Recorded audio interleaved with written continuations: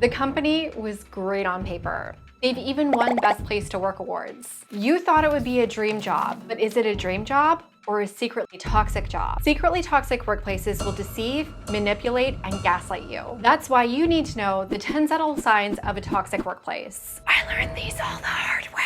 The first sign you're in a secretly toxic workplace is, we're a family. Though they know better than to say that, they are trying to conceal their toxicity after all. But let me know if you've worked somewhere like this. Your coworkers and leadership constantly spend time with each other outside of work, not just occasionally.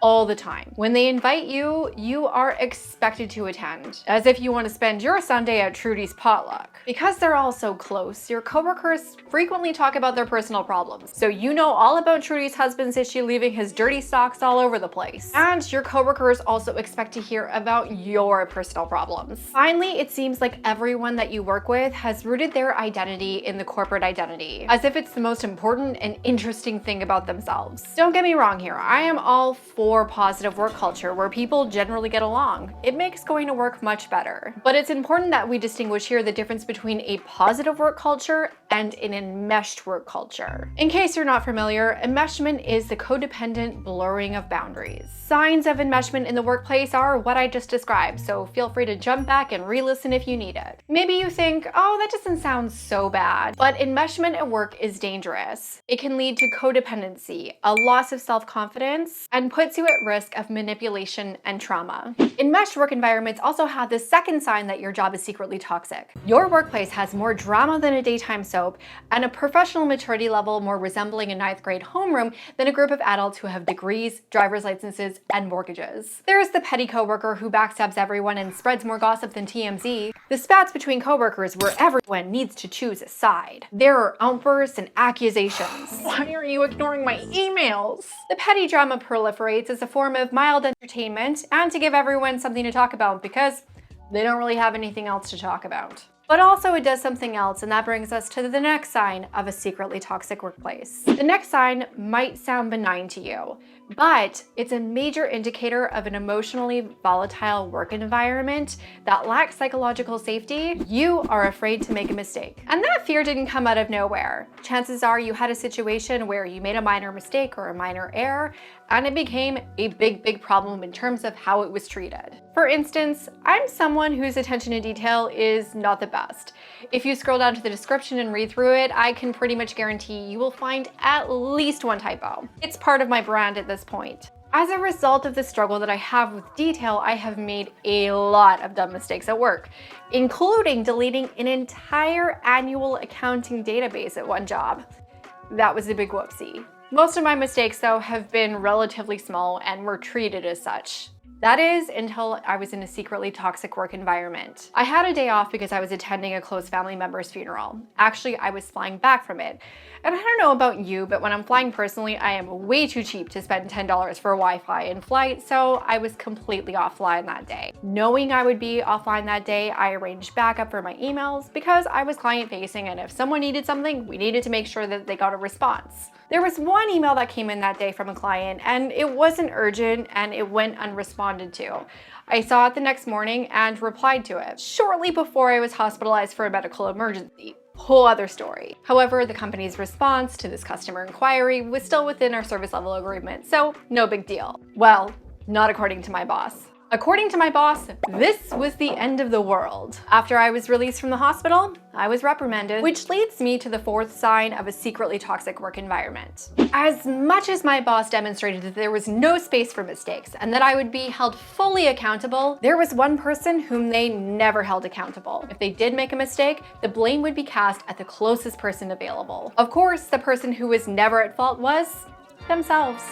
This created a lot of subtle toxicity for two reasons. Obviously, they couldn't face their own weaknesses or mistakes. This stunted their own professional growth and growth as a leader. Even worse, because this person was in leadership, it became the operating standard for everyone. Anytime something went marginally sideways, which happened frequently at this company, everyone immediately went into cover your own ass mode. The blaming, the finger pointing, the bus throwing was next level. Of course, in a secretly toxic work environment, this is not the only time that your coworkers are going to be looking out for themselves. themselves. This one will surface soon after you start your stealth toxic job. And for me, it actually revealed itself on day 1. I arrived for my first day ready to be indoctrinated into the corporate culture, to drink the delicious corporate Kool-Aid. Delicious blue. But instead, there was nothing. No onboarding meeting, no training on systems or processes. There wasn't even an office tour to point out important things like, where's the coffee? I was expected from day 1 to onboard myself and make myself successful at that company. If you've ever had this experience onboarding at a company, you know that your brain is going to rationalize and justify it in all sorts of ways.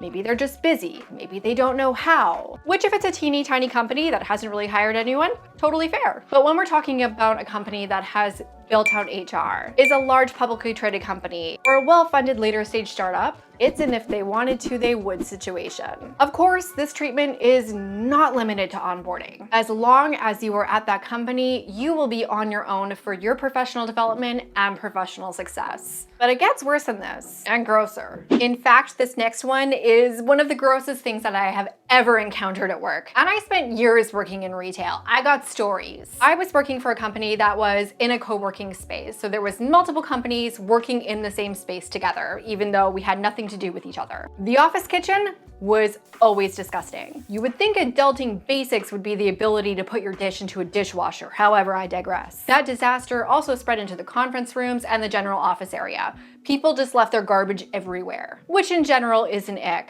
but it's nothing compared to what happened as a result. The office became infested with mice. At which point you would think that people would do the bare minimum to encourage our furry little friends to evacuate the building. But that didn't happen. I suppose they just chose to embrace their new office overlords. Workplace culture and the respect that people have for each other is reflected in their shared workspaces. I have never encountered a dirty office environment that had a great workplace culture. Have you? The next sign that your workplace is secretly toxic is one that actually surprised me. I thought it was antithetical to toxic workplaces until I learned the human dynamics at play. It was definitely present in my secretly toxic work environment, and I bet you've noticed it in yours too. A lot of employees were longtime employees, not just a year or two. We're talking really long. This in itself isn't necessarily a red flag, but it is when it is counterbalanced by a high turnover of new employees and new executives. Those new hires are quickly seeing the red flags that are flying once they get into that company, and they are getting out of there ASAP. In terms of having the C-suite be a revolving door with only a few that stay, this is an indicator that there is a lack of direction, weak leadership, and poor decision-making prevalent at the company. The people who leave will be deemed the problematic ones, but when really the call is coming from inside the house. And the people that should be leaving are the people that are going to stick around forever, and they'll probably get promoted too. Speaking of calls,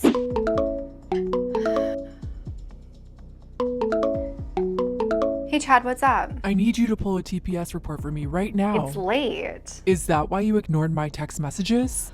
This was a regular occurrence in my secretly toxic workplace. Stealth toxic jobs lack boundaries, which means emails, Teams messages, text messages, and calls do not stop at 5 p.m. People are regularly working after hours, and not just because they're socially isolated, because the whole work-family thing and they have nothing better to do with their time. Though that plays a role, it's because prioritization doesn't exist, so everything is a fire drill. And those fire drills are frequent because of operational and product issues. And let's face it, because leadership is squeezing headcount to make sure that they are getting the most out of everyone, there's this sense that if you don't drop everything to fight all of these fires, the company cannot keep itself afloat. Now, this one does go hand in hand with the next sign that your job is secretly toxic. It doesn't matter if you have unlimited PTO, unlimited PTO, or an allocated number of days off. People are not using their paid time off.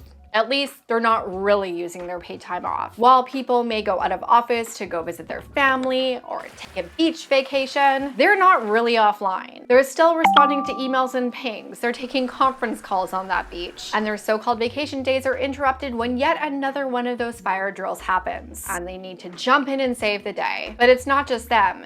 you are expected to do the same. Even if you wanted to line up the coverage and truly unplug when you take your PTO, you can't. That's because this next sign is also prolific in a secretly toxic workplace. It comes down to this. When you go on vacation, will your coworker cover for you? When you are collaborating with a coworker, can you count on them to do their work and to give you credit for yours? If you speak to your boss about something personal, can you trust them to keep confidence? There is one characteristic that is true in all toxic work environments, whether they're overtly toxic or subtly toxic. There is low trust in a toxic workplace. Leadership doesn't trust employees. You can't trust leadership. Coworkers don't trust other coworkers. And this lack of trust in the toxic work environment is something that can end up following you in your career and sabotaging your success even when you've escaped from your toxic workplace.